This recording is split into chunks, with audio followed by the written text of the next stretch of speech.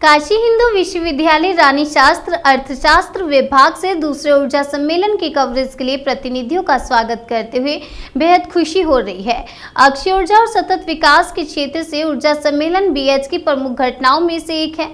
हमें आपको ये सूचित करते हुए प्रसन्नता हो रही है कि प्रमुख प्रतिनिधियों ने उपरोक्त तिथियों पर थापरतिक उपस्थिति के नियंत्रण को स्वीकार कर लिया और जो प्रोफेसरों के अथक प्रयास का परिणाम है, जिन्होंने ऊर्जा सम्मेलन 2012 को आयोजित करने के लिए एक साथ काम किया। इस कवरेज का प्राथमिक लक्ष्य वैश्विक ऊर्जा दुविधा को दूर करने के लिए अक्षय ऊर्जा और सतत विकास तकनीकों को बढ़ावा देना होगा।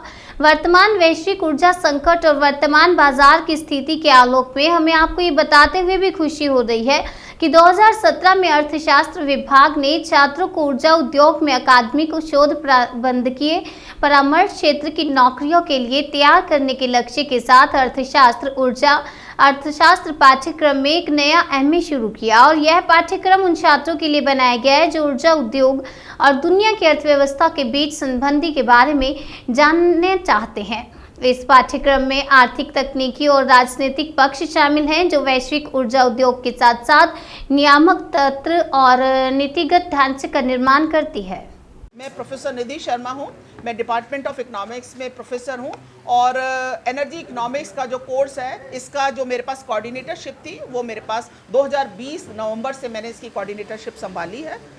मैम, किस तरह का कॉन्फ्रेंस कर रही हैं और क्या है ये कॉन्क्लेव है, एनर्जी कॉन्क्लेव है और ये एनर्जी कॉन्क्लेव जो है वो रिन्यूएबल एनर्जी, अक्षय ऊर्जा और सतत विकास, ये इसका ब्रॉड थीम है। और इस ब्रॉड थीम के साथ हम इसके डिफरेंट इसमें पैनल डिस्कशंस होंगे, इसमें पेपर प्रेजेंटेशंस होंगे, स्टूडेंट्स की आर्टिकल राइटिंग होगी, इनॉग्रल होगा, पोस्टर कॉम्पिटिशन्स हैं, डिफरेंट एक्टिविटीज़ हैं और लगातार डिस्कशंस होंगे 2 दिन तक। केवल रिन्यूएबल एनर्जी और सस्टेनेबल डेवलपमेंट के डिफरेंट डायमेंशंस के ऊपर हम बात करेंगे। मैम, ये जो आप कर रहे हैं कार्यक्रम, ये आम जन के लिए कितना उपयोगी सिद्ध होगा और किस तरह से लेकर जाएंगे आम लोगों को? हाँ, ये आपने बहुत महत्वपूर्ण सवाल पूछा। मैंने आपसे शुरू में कहा कि हम इसको एक प्योर एकेडमिक इवेंट नहीं रख रहे हैं। हमने इसमें जो प्रोफेशनल्स हैं, जो कॉरपोरेट जो कि इसमें काम कर रहे हैं, सोलर एनर्जी में है या हाइड्रोजन एनर्जी में है या रूरल एनर्जी एरियाज़ में है, सोलर है, बायोगैस है, बायोफ्यूल्स है, उसका हम कैसे प्रयोग कर सकते हैं, कैसे उसको बनारस शहर में कैसे उसका प्रयोग क्या है, क्या उसके डिफरेंट यहाँ पर डीलर्स कौन है, क्योंकि हमको मार्केट से जोड़ना पड़ेगा।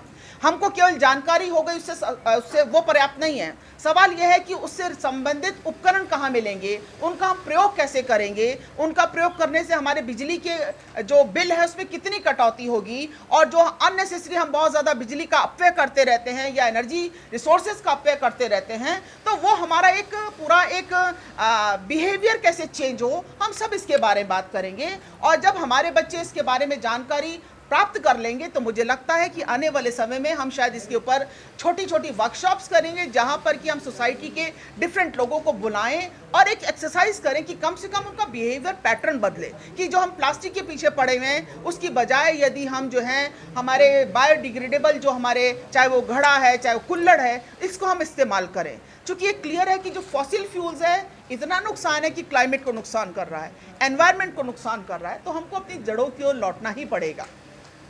जो हम सस्टेनेबल डेवलपमेंट की बात कर रहे हैं कि हम अपनी जड़ों को जिनको छोड़ दिए थे, हमको वापस वहाँ पर जाना ही पड़ेगा। ये एक मन में सोच है कि हम ये बड़ी एक एक्सरसाइज करें, फिर हम जनता से जुड़े, हमारा विभाग, हमारे बच्चे उसके साथ जुड़े।